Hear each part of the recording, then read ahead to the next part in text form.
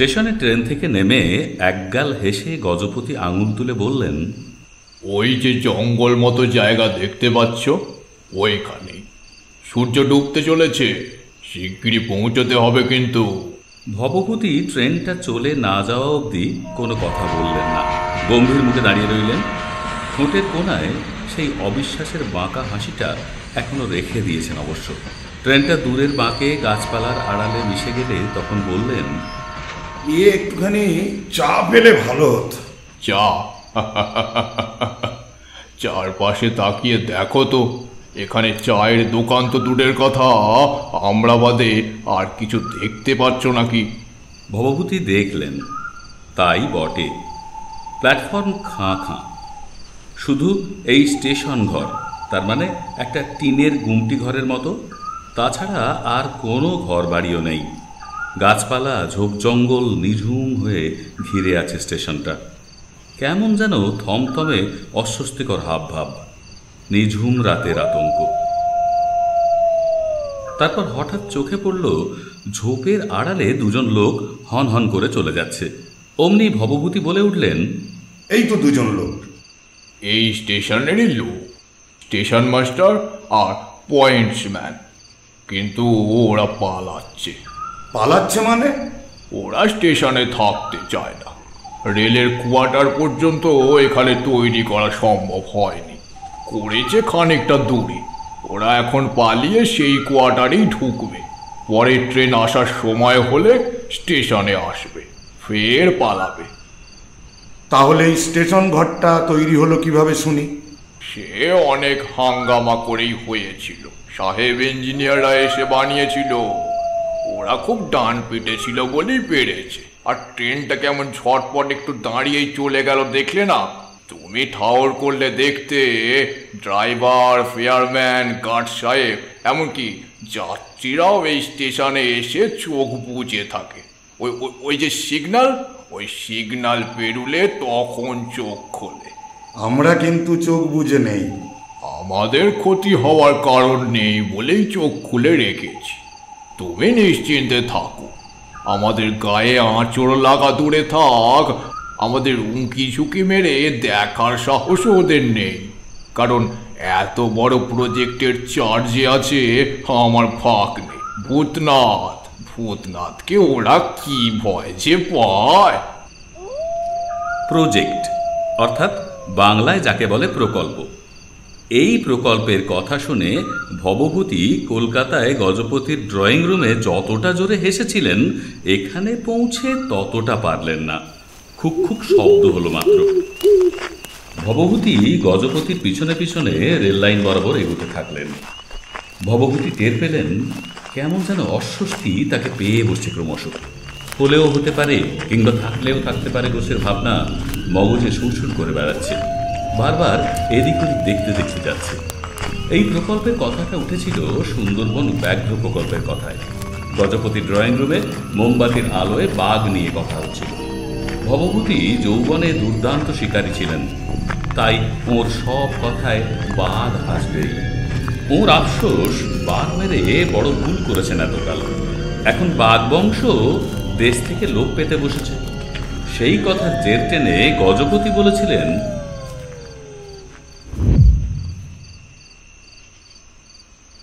আর ভূত বংশের কথাটা ভাবো ভায়া, আজকাল কি আর তত ভূত দেখতে পাও? ভূতেরাও তো লোপ পেতে বসেছে। আমাদের ছোটবেলায় দেখেছি। ভূত? তুমি ভূত বিশ্বাস করো? আলবাত করি। আরে সেই কথাই তো বলতে যাচ্ছি। শুনবো না, সব গুল। ভূত নেই। নেই? আলবাত আছে। চলো, এক্ষুনি চলো।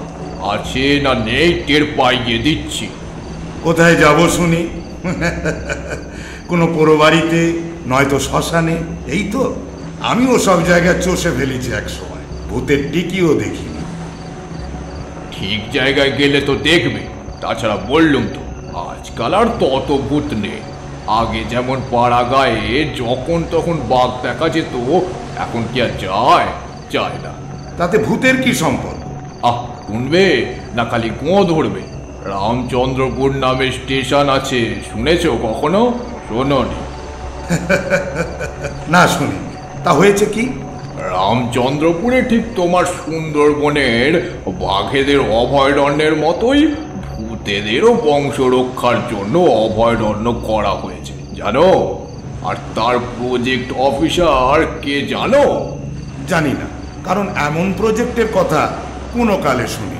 আর তুমি যা জানো না বা শোনোনি তা নিয়ে তর্ক করতে এসো না। রামচন্দ্রপুর ভূত প্রকল্পের চার্জে যে অফিসার আছে তার নাম ভূতনাথ, আমার আপন ভাগ্নে। সে রীতিমতো মেক্সিকোতে ট্রেনিং নিয়ে এসেছে ভূতের ব্যাপারে। বলো কি হে?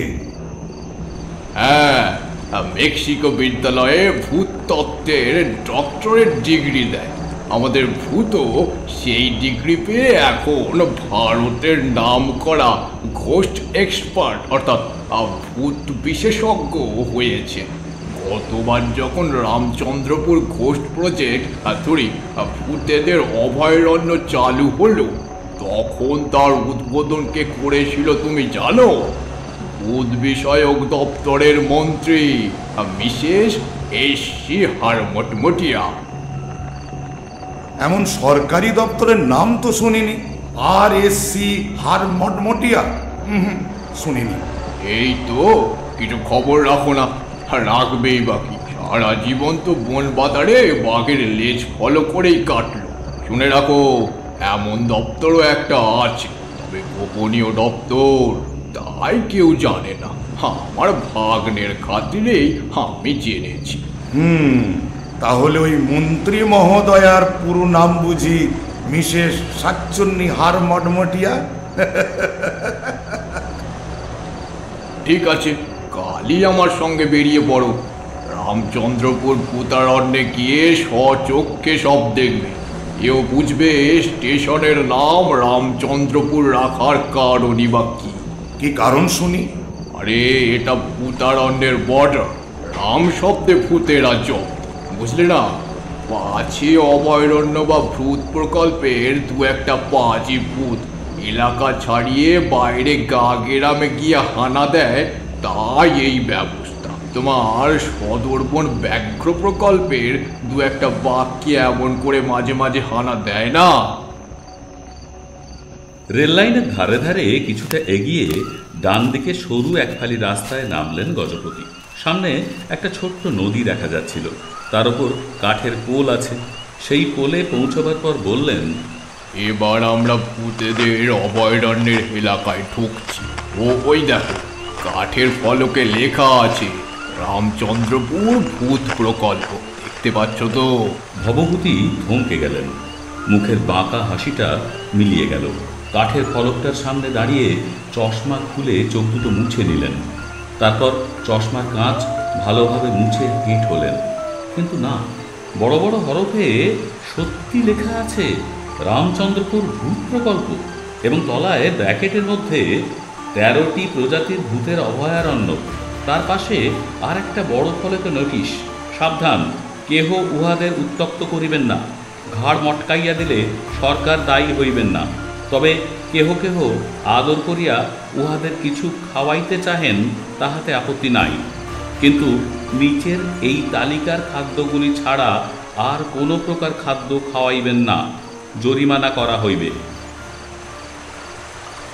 দেরি হয়ে যাচ্ছে, সন্ধে হয়ে গেল। আমার ভাগ্নের অফিসে গিয়ে ওই সব জেনে নেবে। এসো। ভবভূতি গুম হয়ে গেছেন, মুখে রাব আক্ষি নেই। তার ওপর গজপতির একরকম চাপা গলায় কথা বলা শুনে তার গা ছমছম করছে। এবার দুধারে ঘন ঝোপ জঙ্গল, মাঝখানে একখালি পিচের পথ।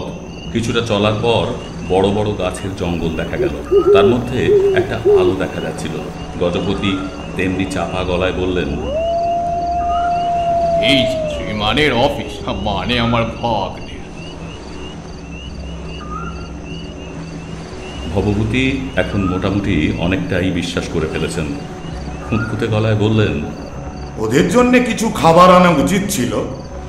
চুপ, খাবারের নাম করো না, এক্ষুনি পিছু নেবে। সেবার আমি কি বিপদেই না পড়েছিলুম এসে। পিছু নিয়েছিল নাকি? ওই অফিস অব্দি পিছনে খালি বলে, কি এনেছিস, দিয়ে যা কি এনেছিস। বলো কি? আচ্ছা, ওরা নাকি স্বরে কথা বলে কেন বলো তো? নাক নেই যে, কঙ্কালের মুন্ডু দেখোনি, নাক আছে। ঠিক বলেছ, নাকের জায়গায় গর্ত আছে বটে। এই সময় আলো অনেক কমেছে। ভবভূতি অস্বস্তিতে হাঁটছেন আর অনবরত এদিক ওদিক চাইছেন। হঠাৎ তার মনে হলো সামনে বাঁদিকে একটা গাছের প্রকাণ্ড মরা ও শুকনো ডালে কালো রঙের এবং দেখতে কতটা হনুমানের মতো কি যেন একটা বসে আছে। তারপর সেই অদ্ভুত প্রাণীটা বারকটক আপন খেয়ালে উল্লুকের মতোই শুকনো ডালটা ধরে চরকি ঘোরা হয়ে ঘুরল। ভবভূতি শিউরে উঠে বললেন, ওটা কি? বলো। রাম রাম রাম রাম রাম রাম রাম রাম। রাম রাম রাম রাম রাম রাম রাম রাম। এই প্রজাতির নাম হচ্ছে কেঁচো। এরা গাছে থাকে। এদের বড় বদ অভ্যেস, টুপটাপ করে ঢিল ছোড়ে। মাথা ন্যাড়া দেখলে তো আর রক্ষে নেই। রাস্তাটা ডাইনে ঘুরেছে। এবার সামনে গেট দেখা যাচ্ছে, তার ওপাশে বাংলো মতো একটা বাড়ি। গেটের কাছাকাছি যেতেই ভবভূতি দেখলেন আচমকা কি একটা ঢ্যাঙা লিকলিকে মূর্তি শটান ঝোঁক ঠেলে রাস্তায় এলো এবং তাদের সামনে একটু তফাতেই দাঁড়িয়ে গেল। বুঝু, ওটা কি? এই সেরেছে, কিছু খাবার আনা উচিত ছিল, তাই তো। অন্তত একটুখানি শুকনো গোবর আনলেও হতো।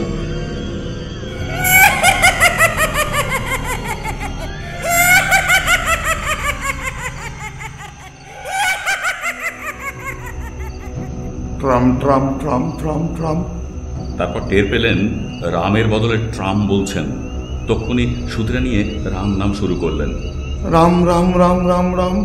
আর গজপতি বিকট চেঁচিয়ে আর্তনাদের সুরে বলে উঠলেন, ও ভূত, ও ভূত রে, এ তোর ঘটোৎকচকে সামলে নে, বেরিয়ে পড়েছে রে, ও ভূত। এই কে সাড়া দিল? কোন ব্যাটারে? নাম ধরে ডাকছিস, স্পর্ধা তো কম নয়। বাবা ভূত, আমি রে, তোর মামা গজপতি। আলো হাতে হন্তদন্ত হয়ে এগিয়ে এলো একটা লোক। তাকে দেখে রাস্তা আটকে দাঁড়ানো সেই মূর্তিটা এক লাফে ঝোপঝাড় ডিঙিয়ে পালিয়ে গেল। কিছুক্ষণ আচমকা যেন একটা ঘূর্ণিঝড় বয়ে গেল। পাহাড়ি দেশের ভূত, বুঝলে তো? ভয় নেই, এসো। বাবা ভূত, তোকে খবর দিয়ে আসতে পারিনি। এদিকে ট্রেনটাও লেট করেছিল। আরে মামা নাকি? আসুন আসুন, কি সৌভাগ্য। উনি কে? ও হচ্ছে আমার বন্ধু ভবভূতি পতিতুণ্ড। তোকে এনার কথা বলেছি, মনে নেই হয়তো। ইনি একসময় নাম করা শিকারী ছিলেন। আর ভবভূতি, এ হচ্ছে সেই ডক্টর ভূতনাথ পাত্র। আসুন আসুন, কি সৌভাগ্য। বাংলো ঘরের মধ্যে একটা হ্যাজাক জ্বলছে। লণ্ঠনটার দম কমিয়ে বারান্দায় রেখে ডক্টর ভূতনাথ ওদের নিয়ে ভিতরে ঢুকলেন। কোনার টেবিলে একটা কালো বেঁটে মোটাসোটা হাঁড়িমুখো লোক খাতায় কী সব লেখালেখি করছিল। একবার মুখ তুলে দেখল, ভবভূতির গা শিরশির করে উঠল লোকটাকে দেখে। মানুষ বটে তো, কেমন যেন ভুতুড়ে চেহারা। এক মিনিট, মোমবাতিটা জ্বেলে নি। লোডশেডিং বুঝি? না না, এখানে ইলেকট্রিসিটির বালাই নেই। কেন নেই পরে বলবো কোন।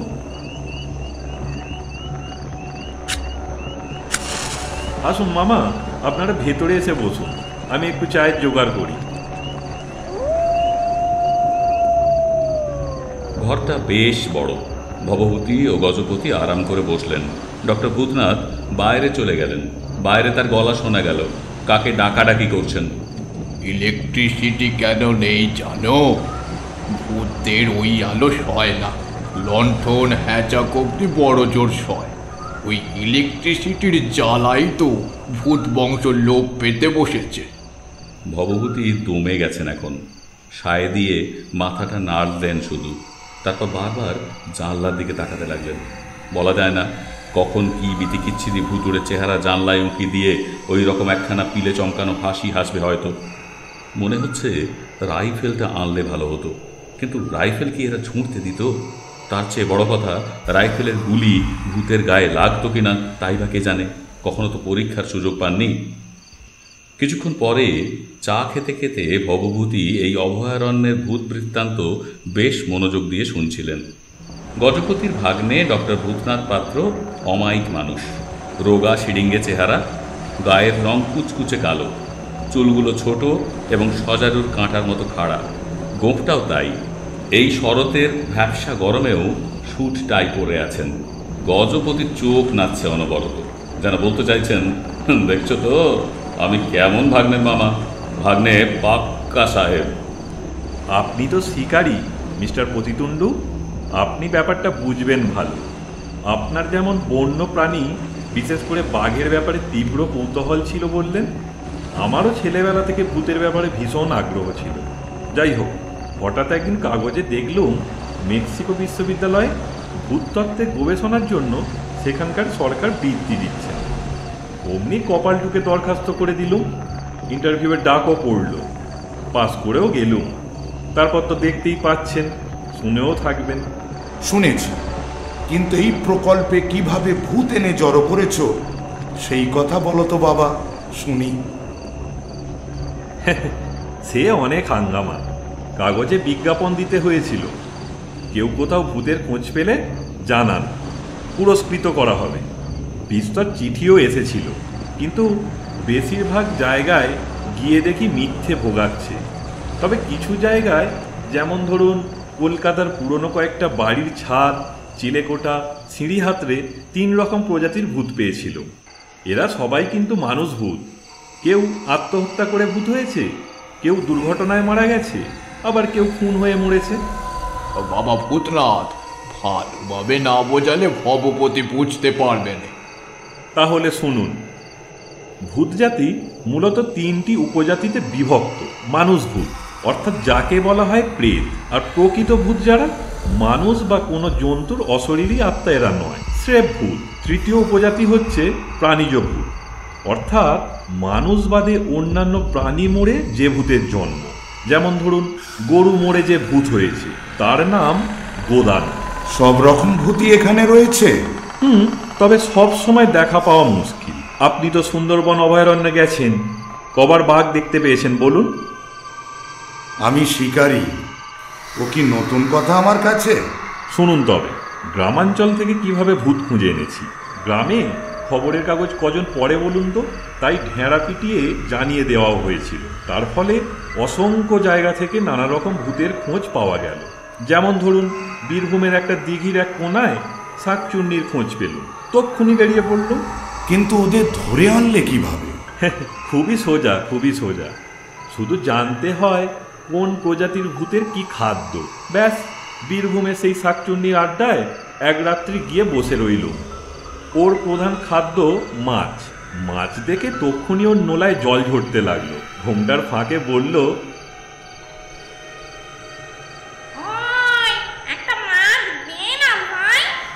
আমি অমনি উঠে চলতে শুরু করলাম। সারা পথ ও পেছনে চাইতে চাইতে আসে, আর আমি বলি, আর একটু গিয়ে দেব, চলে আয়। ব্যাস, এই করে এখানে নিয়ে এলো। এখানে পুকুর বানিয়ে অঢেল মাছ ছেড়েছি। শাকচুন্নিরা ছড়িয়ে ছিটি যা খাবার খাচ্ছে, আর বাকিটা আমরা কলকাতায় চালান করে দিচ্ছি। আরে সেই সব মাছই তো কলকাতায় বিক্রি হচ্ছে, স্বাদেই বোঝা যায়। শাকচুন্নিরা একে ফেলে দেয়, তাই ওই রকম, বুঝলে তো? আচ্ছা বাবা ভূতনাথ, দুধ, রসগোল্লা, পাকা কলা এসব সুখাদ্য কোন ভূতে খায়? ভূত নয়, ভূতিনী বলুন। এরা প্রেত উপজাতির অন্তর্গত, অর্থাৎ কোনো পেটুক মেয়ে মরে ভূত হয়েছে। যেই কথাটা বলা, অমনি জানলার বাইরে থেকে খ্যানখ্যানে গলায় কে বলে উঠল,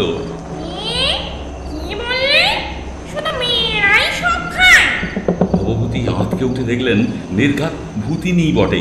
চুলের যা ছিরি, তার পরনের শাড়ি, কত রকম গয়নাও পরা, জানলায় দাঁড়িয়ে চোখ কটকটিয়ে তাকিয়ে আছে। এই পেঁচোর মা, এখন চলে যাও এখান থেকে। আমরা কথা বলছি, দেখছো না? কিছু বলার থাকলে পরে এসো, আর না হয় দরখাস্ত করো। ভূতিনী জিভ বের করে কেন কে জানে ভবভূতির দিকেই ভেংচি কেটে সরে গেল।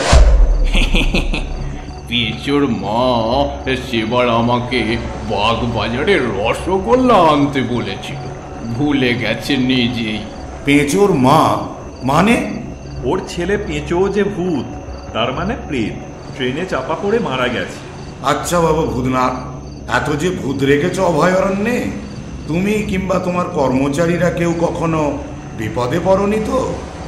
না, বুঝতে পারছেন না, বেছে বেছে কর্মচারী রাখা হয়েছে, যে রীতিমতো ট্রেনিং দেওয়াও হয়েছে। ভূত নিয়ে কাজ করা তো সহজ নয়, তাই না? এই সময় ভবভূতির মনে হলো তার পাঞ্জাবির পকেটে কি যেন ঢুকেছে। ঘুরেই আঁকতে উঠলেন। চেয়ারের পিছনে ঘাপটি মেরে বসে একটা বছর 9-10 বয়সের ছেলে, কিন্তু সত্যি কি ছেলে? তার পকেটে একটা কালো কুচকুচে লিগে হাত ঢুকিয়ে আদড়াচ্ছে। ভবভূতি কাঁপতে কাঁপতে বললেন, কে কে? এই পেঁচো, কি হচ্ছে? চকলেট খুঁজছি ফুটো মামা। এই পেঁচো, কি হচ্ছে রে? হাত বের কর বলছি, বের করে নে হাত। ছি, ওই নোংরা হাত তুই কোন আক্কেলে পকেটে ঢোকালি? মুখে চাইলেই পারতিস।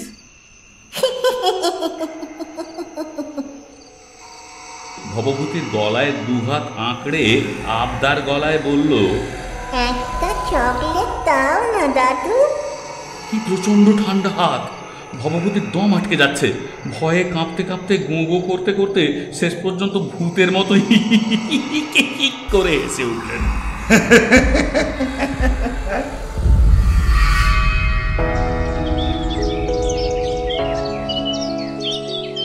ভবভূতি ফ্যাল ফ্যাল করে তাকিয়ে রইলেন কিছুক্ষণ, তারপর উঠে বসলেন। দেখলেন নিজের ঘরেই শুয়ে আছেন। ঘরে সকালের রোদ ঢুকেছে। তার নাতি রুনু বলল, ও দাদু এখনো ঘুমাচ্ছ তুমি? আমি কখন উঠেছি। ভবভূতি আগে ভালোভাবে দেখে নিলেন রুনু না পেঁচো, তারপর শুধু বললেন, ও দাদু, একটা চকলেট দাও না। এও যে চকলেট চায়? কিন্তু না, মনেরই ভুল, স্বপ্নই দেখছিলেন বটে। কাল সন্ধ্যায় গজপতির সঙ্গে ভূত নিয়ে বেজায় তর্ক হয়েছিল, মনে পড়েছে।